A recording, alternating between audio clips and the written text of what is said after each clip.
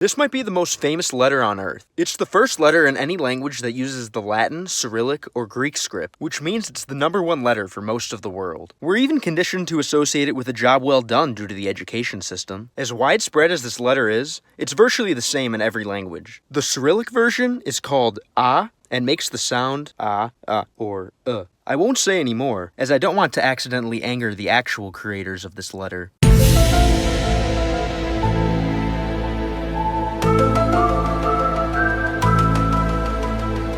Did you know that a large part of the world writes their E's upside down? And not only that, but they even refuse to capitalize them. They must really have something against the letter E. I get it, the letter E can have various different pronunciations, depending on the language that it's found in and its position in a word, so maybe it deserves a little disrespect. But what if I told you that this letter isn't a lowercase e flipped upside down, but instead, it's its very own letter? That's right, what you're looking at here is a real letter known as a schwa. The schwa certainly is its own independent letter, but it was inspired by the letter E and the various sounds that it produces. Eventually, someone was tired of E's ambiguity and decided to use the schwa for one specific pronunciation for the letter E. That pronunciation is ah. Seriously, this guy just decided that in situations where the letter E would sound like ah, they were just going to use a whole different letter to avoid confusion. So, you really could look at the schwa as an upside down E. The schwa exists both in the Latin and Cyrillic scripts, but it's actually used more in Cyrillic currently, so we'll focus on that version.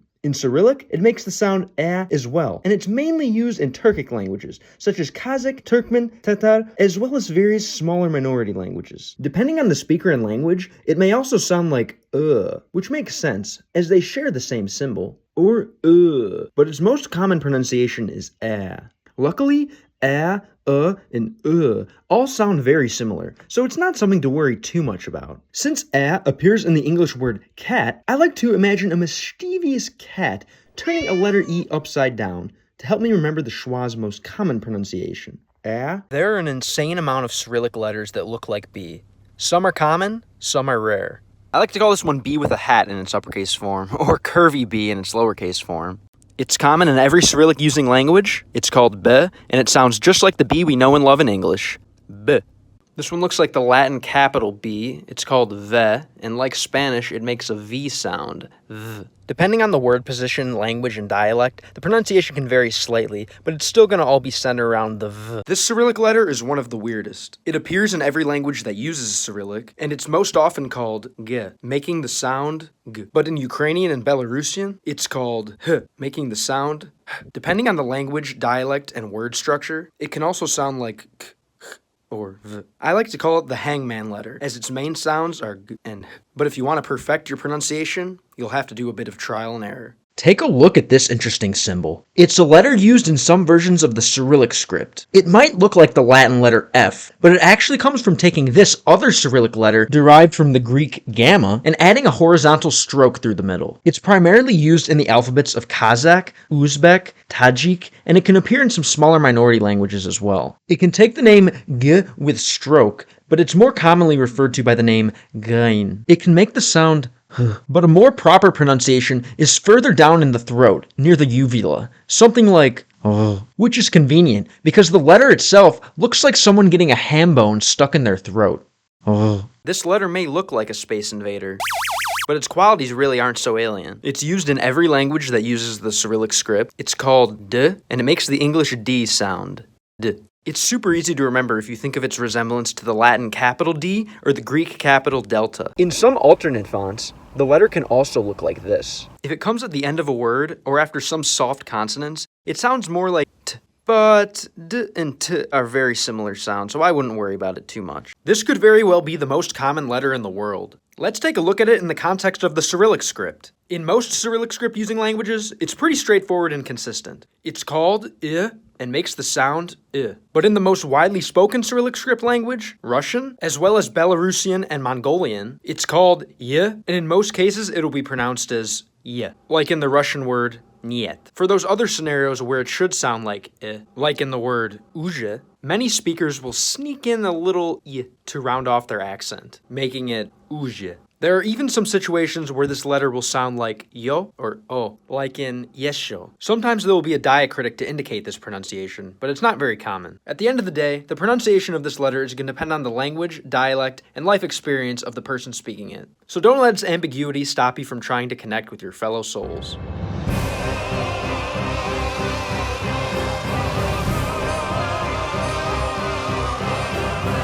This letter has made me start believing that vowels are a scam. It appears in many Latin script using languages, but this video will analyze the Cyrillic version. In Cyrillic, it appears in Russian, Belarusian, Mongolian, and some smaller minority languages. In almost all of these languages, its name is yo, and it makes the sound yo, yon, or which, if you talk fast enough, basically all sound the same. Wait, at full conversation speed, all vowels kind of sound the same. At least Russia seems to think so, because there are many Russian words where the two dots on top of the letter yo just aren't written. Take a look at this word. How do you think it's pronounced? Yeshe? Nope. Try yeshu. Or how about this one? It's written as svoye, but it's actually pronounced svoyo. In Russian, this happens with other vowels too. Check out this word. You think it would sound like eto, but it's pronounced as eta. What is going on in Russia? When I was younger, some of my friends' parents told them not to hang out with me because my preferred greeting was yo. Maybe that's what's going on in the Russian language. Yo. What might this symbol be? Is it an asterisk? No, you f***ing shithead. This special snowflake is a letter in the Cyrillic alphabet, and its name is zhe. It appears in every language that uses the Cyrillic alphabet, and the sound it makes is similar to its name. That sound is zh. See how it kind of looks like someone sprawled out on an inner tube at a water park, getting some leisure time? Or maybe like someone laying on a beach somewhere, right under some buried treasure. Wait, what's that? Maybe pleasure is a better word to help remember its pronunciation? If you don't want to use any words to remember it, luckily its Latin equivalent is hidden right in the letter itself. Zh.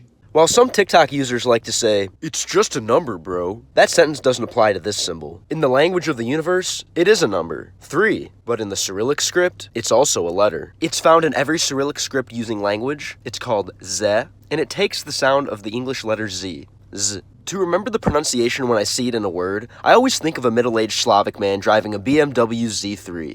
Z. Looks can be deceiving in the Cyrillic alphabet. You might think that this backwards N makes a consonant sound, but really, it's a vowel. It's called E, and it sounds like E or I. It's used in every Cyrillic using language except Belarusian. In some alternate fonts, the letter can also look like this. Here's what goes on in my head when I see it in a word.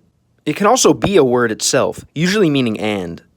Focusing on the middle part will help you remember how it's pronounced, but remember, it's only E or I, never I. Do you know what this backwards N is? It's a letter in the Cyrillic script, and it sounds like E or I. But what happens when a vertical bar, called the macron, is added above it? This makes it into a whole new Cyrillic letter, typically called the long E. It's mainly used in Tajik and some smaller minority languages, like some Sami languages spoken in the far northwest of Russia, Mansi in western Siberia, and some even smaller languages in eastern Siberia, the Alaskan Peninsula, and the islands between them. It can also appear in some more mainstream Cyrillic using languages to emphasize pronunciation. The pronunciation that it emphasizes is just a longer form of the E and I sounds, something like E and I. Don't confuse it with this Cyrillic letter, which makes the sound y. Just think of a skateboarder riding on the diacritics to help remember its pronunciation. Y versus E. Most of the world knows this symbol. On its own, it's a brief but rude way to respond to a text. 2 of them, and you have a guitar-playing dog. 3 together? Well, that's a group of sad boomers who never got enough love. Or a Brazilian internet laugh. But the beauty of this symbol is that no matter what language or script it's found in, it makes the same sound. In English, it's known as K, and in Cyrillic, it's called Ka. It's used in virtually every Latin and Cyrillic script using language, which means the majority of the world uses it every day. But no matter what you call it, it sounds like K. Have you ever tried to write a letter K and extended the leg a little too far? Don't worry, you can just say you were writing this other letter. Well, what is this letter, and where would you find it? It's a letter in the Cyrillic script, and it comes from another Cyrillic letter. You heard that right. This familiar letter K in the Latin script is also a letter of the Cyrillic script, and its name is Ka. The cool thing is, the sound that Ka makes in Cyrillic and the sound that the K makes in Latin is the same. K.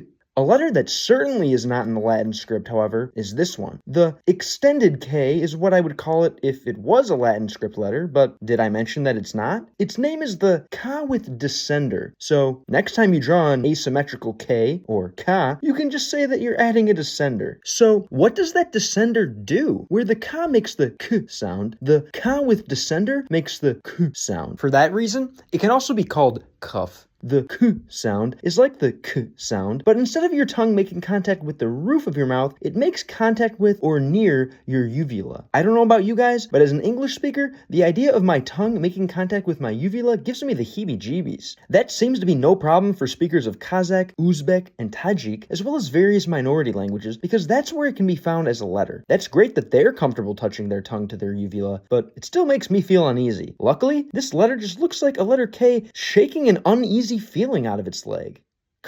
This lovely Cyrillic letter looks like someone lunging. It's enlisted by every Cyrillic using language, Where it also can look like this. It's called L, and it sounds like L, or L, which to me are literally exactly alike. Let's look at how I like to remember it. Just isolate the long, lanky left leg. It almost looks like a flipped Latin capital L, and you'll learn the pronunciation of this Cyrillic letter naturally.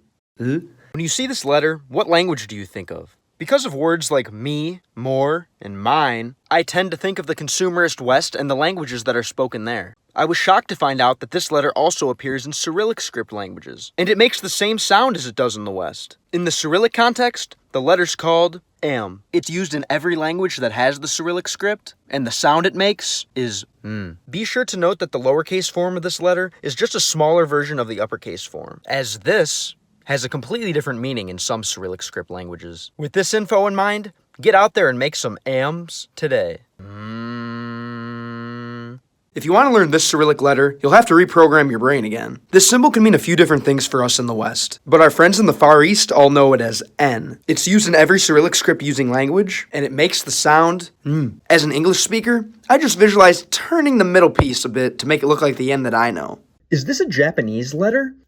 Not quite. You don't have to look too deep into this letter to see that it has a more of a Western influence. Look, if you take this part away, you just have a letter H, right? Not exactly. Take a look at the lowercase version of the letter. If it were a Latin script letter H, it would look more like this. So, what is this letter that uses the shape of the Latin capital H for both of its upper and lowercase forms? I'll give you a hint. It's used in the word for no in various different languages. That word is ne. As you can see, here's our lowercase capital H. It's a letter in the Cyrillic script, the script used in Russian, Ukrainian, and Bulgarian, along with many, many more languages. Okay, so the capital H letter in Cyrillic makes the sound That's not too hard. N and H are not so different after all. Believe it or not, in Cyrillic, this letter is actually called N. But let's go back to our original letter from the start. It looks like the Cyrillic N, but it seems that there's something different about it. That something different is called a descender. It means that you're going to pronounce the sound slightly differently. The letter then will be called the N with descender. The N with descender is going to appear in Kazakh, Kyrgyz, Turkmen, and various other languages that use Cyrillic, like Tatar and Uyghur. To see how the N with descender is pronounced, let's first analyze the sound n. It may seem weird to think about, but the n sound is actually made by restricting airflow in your vocal tract. Try it. Try to make the n sound. The goal is to not let air through your mouth, and it happens near your teeth. But what if you try to stop the air further back in your throat, with the back of your tongue, instead of the front of it? The sound that should make is something like and it's the sound that you'll also hear from the N with descender. That sound is actually made in English in the word sing. So you can just imagine this letter as someone holding onto a microphone stand.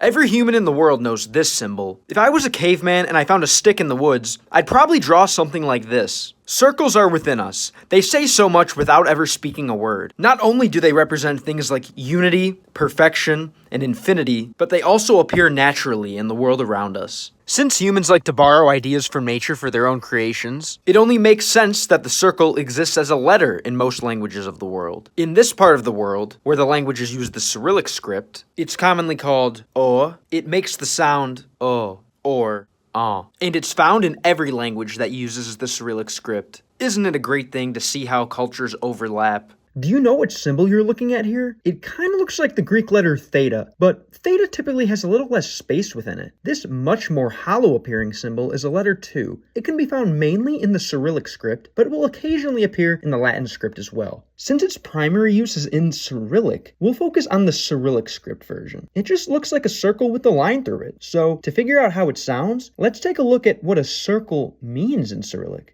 Just like in the Latin script, a circle can be a letter. And also like in the Latin script, it's called O and sounds like O or on. Okay, great. So now what happens when this horizontal line is drawn through it? It's going to be called or the barred when a horizontal line or bar is added to it. Just like its name, the sound it makes is something like or If you're anything like me, it's hard to tell the difference between the sound that O makes, O, and the sound that Oi makes, So I'll explain the difference. The and sounds come from the back of the mouth, near the throat, where the and sounds come from the front of the mouth, near the teeth. Ironically, the way I remember this letter is using a trick from a language that doesn't even use Cyrillic. In Brazilian Portuguese, a common greeting among speakers is oi. This sounds like the name of the letter oi, and the sound it makes, The convenient thing is, the letter oi kind of looks like the symbol in the center of the Brazilian flag. Odds are, after using or hearing the greeting oi, you'll probably be smiling. That sounds like another way to remember to pronounce oi with the front part of your mouth. Oi. Many Cyrillic letters are derived from Greek. This one comes from arguably the most famous Greek letter of them all, pi. It's called pe. It appears in every Cyrillic using language, and it sounds like p. You could remember it by focusing on its similarity to pi, but be careful, as there's another Cyrillic letter that looks like pi as well. I remember how to pronounce it by noticing its resemblance to a perfect, peaceful staple. I remember when I first saw the Russian word for Russia, Potsner. If you speak a Latin script language, this symbol only means one thing. P. In Cyrillic, the letter's called r, and it makes the R sound, r. If you're trying to learn a Cyrillic script language, you're going to see it a lot because it's in all of them. You can always override your brain's programming with some trusty mental spray paint. Focusing on the upper left-hand corner of the letter will help you remember how it's pronounced. If you're an English speaker, then you likely know this symbol as the letter C, and you know that it can make quite a few different sounds depending on the other letters that surround it. But what does this symbol mean to a Russian, a Bulgarian, a Ukrainian, or one of the many other people who use the Cyrillic script? To them, it's a letter as well, and it appears in every language that uses the Cyrillic script. In these languages, it's commonly called S, and it consistently makes the same sound. S. I was always confused seeing the Cyrillic acronym for the USSR, CSCP. I later found out that it stood for Soyuz Sovietske Sotsialistichske Respublik. What a mouthful. No wonder the Soviet Union was a mistake. Well, at least it helps me remember how to pronounce this letter.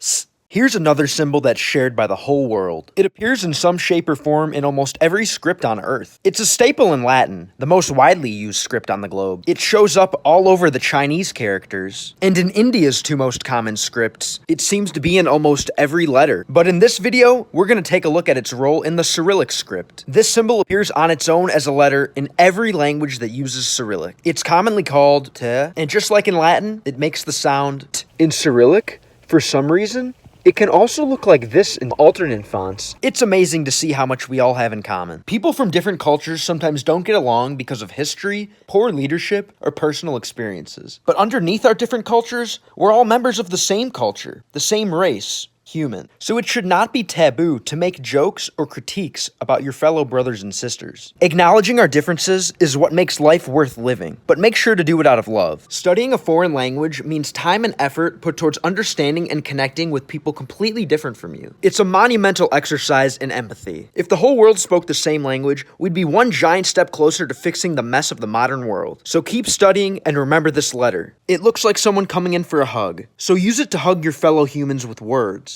And that's the t. This is quite an interesting letter in the Latin script. Here's a list of some of the sounds it makes, and that's not even all of them. But in the Cyrillic script, this letter's much more consistent. It only makes one sound. In Cyrillic, the letter's called U. It's a crucial part of every Cyrillic script language. And guess what? Just like its name, the sound it makes is U. When I see it in a sentence, I completely ignore the bottom half like the gentleman I am, and I keep my eyes up here. The shape of the top part helps me remember the pronunciation. U. Did you know that the Kazakh alphabet uses all three of these letters? This letter appears in basically every language that uses the Cyrillic script, where this letter is used in the alphabets of Kazakh, Kyrgyz, Turkmen, Mongolian, and some other smaller languages you've probably never heard of. But this letter appears in the alphabet of only one language, the Kazakh language, where it can be called the straight U with stroke, or the Kazakh ul. Let's take a look at the pronunciation of these three letters in Kazakh. This letter sounds like U or W. This letter, as its shape would suggest, requires you to go a little further down in your throat, sounding like E or And finally, the Kazakh ul sounds just like its name. A lot of these stroke letters require you to use a deeper part of your throat, and that's perfectly represented by their shape.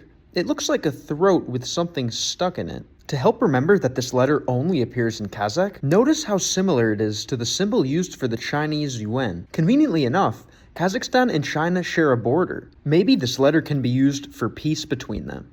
What's the difference between this letter and this letter? The lower half of one is diagonal, and the lower half of the other is straight, of course. But there's more to it than that. In the Latin script, both the vertical and diagonal versions are used for the same letter, to distinguish between upper and lowercase. But in the Cyrillic script, they're completely different letters. In Cyrillic, the one with the diagonal bottom will appear in virtually every language and make the sound U. But the one with the vertical bottom will only appear in Kazakh, Kyrgyz, Turkmen, Mongolian, and some smaller minority languages. It can be called the straight U or U, where it makes the sound E or U. Except in Mongolian, which, although it has its own script, sometimes uses Cyrillic. In Mongolian, the vertical version sounds like U, as their diagonal version sounds more like U. Isn't it gross how confusing it is? That's why, whenever I see the vertical version, I just think, ew. Did you know that this is a Cyrillic letter?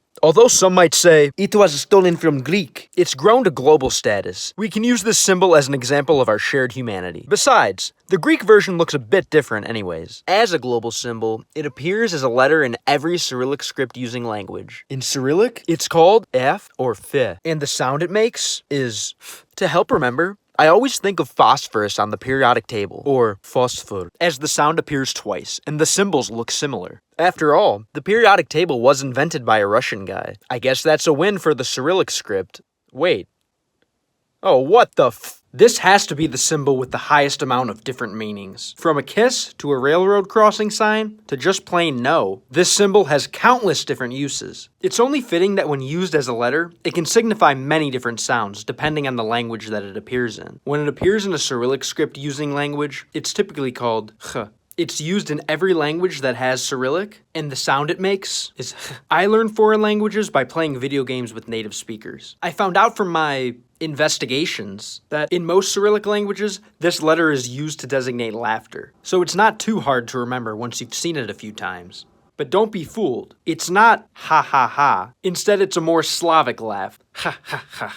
Did you know that there's a letter that looks like a lowercase h in both its upper and lowercase forms? What could it be? Here's a hint. It's part of the same writing system that has a letter that looks like an uppercase H in both of its upper and lowercase forms. Have you figured it out yet? No? Okay, I guess I'll tell you. The name of the writing system is Cyrillic, and it's one of the most used scripts in the world. It's used in languages like Russian, Ukrainian, and Kazakh. First, let's take a look at that uppercase H letter. In Cyrillic, it's called N, and just like the English N, it makes the sound N. A little confusing, right? Especially if you already know English. When I'm reading Cyrillic, my brain will always want to pronounce it as H. But all you have to really do is imagine turning the middle piece of the letter. Then it looks just like an N. Now that we have that settled, what exactly is our lowercase h letter? Well, it's a bit more of a rare letter than the uppercase H letter, also known as N. You see, N appears in virtually every Cyrillic script using language. But the lowercase h letter only appears in Kazakh and some smaller minority languages like Kurdish and Tatar. I guess it's time to stop calling it the lowercase h letter and start calling it by its name, which is ha or he. It can also be called sha because there are already Cyrillic letters called ka, sha, cha, and che. Luckily, the sound it makes isn't nearly as confusing as its name. The sound it makes is h, which needs no explanation or mnemonic device. Depending on the language, it can also make the sounds or It's hard to believe that cultures across the world have so much in common. This little U with the tail makes the ts sound. It's pretty easy to remember if you think of the classic Russian word tsar. If that doesn't work, it does look an awful lot like Caesar Milan reaching down to nip the ear of a misbehaving dog. This upside-down backwards lowercase h is a very common letter in the Cyrillic script. Its name is ch. It appears in every Cyrillic script using language, and it makes the same sound in all of them. Ch. While some Cyrillic characters look like Latin letters flipped sideways, ch is flipped both sideways and upside down. I remember how it's pronounced by imagining the noise a condescending snob would make after noticing that it's upside down. This letter doesn't even know which way is up. Ch. How embarrassing. It's hard to be a human and not know about the multilingual onomatopoeia sh used to stop someone from speaking. GameLang, your videos are just ripped off from Wiki. In the Cyrillic script, that sound can be made with just one letter. It's called sha. It's used in every Cyrillic script language, and as you can guess, it sounds like sh. Other interjections like oh, huh, and wow are generally used in a short and blunt manner, but sh can be extended indefinitely. Shh. Conveniently enough, sha appears to be the Cyrillic letter with the longest horizontal distance. Focusing on the length of the letter helps me remember how it's pronounced. Sh. Have you ever seen this symbol before? It would make sense if you haven't, because it's pretty uncommon. It's a letter in the Cyrillic script. It only appears in Bulgarian, Ukrainian, Russian, Kazakh, and Mongolian, along with a few other smaller languages. It's called shcha, and like its name, it makes the sound sh. You might think that this is two sounds in one, but in practical conversation, it can be pronounced much faster, blending the sounds together. Something like sh. And Bulgarians pronounce it more like sht. You see how it kind of looks like a newly opened bar of fresh chocolate? Just focus on the end of fresh and the beginning of chocolate in that phrase, sh, and you'll have this letter on your tongue like a piece of candy. This Cyrillic letter is called the hard sign, or the big yer. It looks just like the soft sign, but it's wearing a backwards hat so everyone knows that it's hard. So hard that in most languages it doesn't even make a sound. Instead, here's what happens. The hard sign is typically only going to come before these four vowels. Vowels in Slavic languages are notoriously confusing. For example, this one can sound like a or ya. This one can sound like e or ye. This one can sound like o or yo, and this one can sound like u or you. The pronunciations depend on the various different letters that surround the vowel. However, when the hard sign comes before these vowels, they're forced to respect its hardness and use the pronunciation beginning with y. For example, let's look at the word siest, meaning to eat up. If the hard sign is removed, it becomes sist, which means to sit.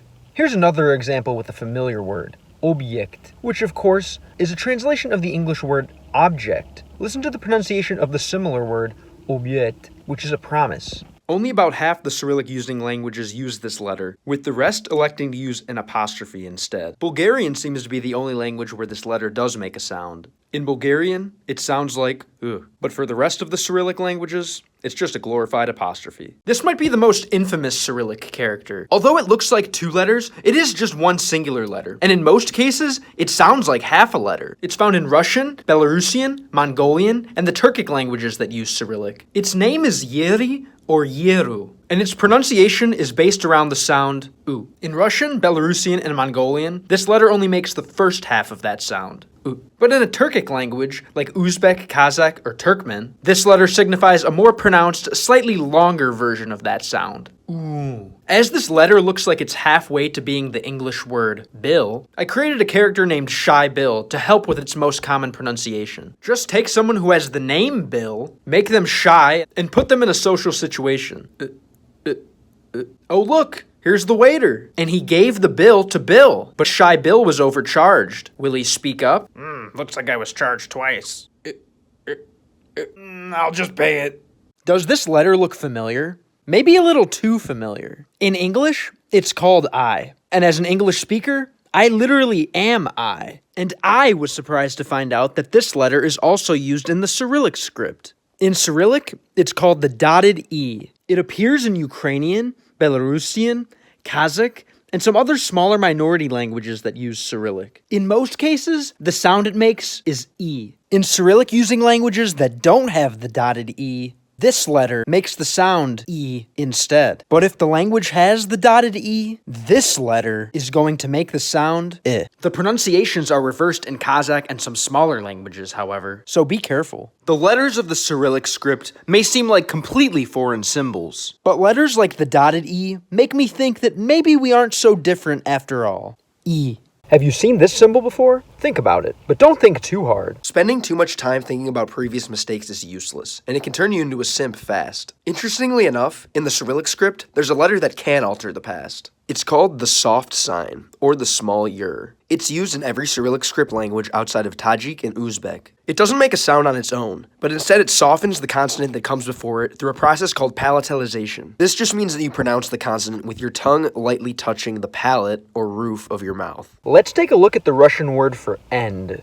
Kon. When you add the soft sign to the end of it, it becomes kon. The word for horse. Just remember, we've all done things we wish we could take back, but you can't change what's been written, and only a soft little bee would try. The Russian language has so many rules that they had to invent a few extra letters, and this symbol is one of them. Let's take a look at your stereotypical letter E, known as ye in Russian. It can make the sound e or ye, depending on its position in a word and the letters around it. But what happens when the phonetic rules suggest that it should be pronounced as ye, and we want to pronounce it as e instead? That's where this symbol comes in. Here's an example. Normally, when this letter is the first letter of a word, it's pronounced as ye, like in the Russian word yesho. But what if we want to have a word that begins with the sound e?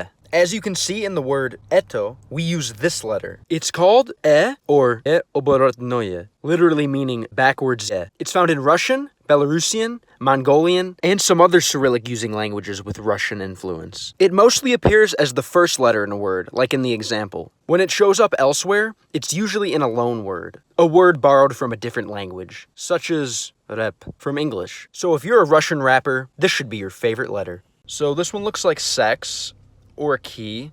It's used in pretty much every language that uses the Cyrillic script, and I like to call it the Soldier Boy letter because its name is, and it's pronounced as...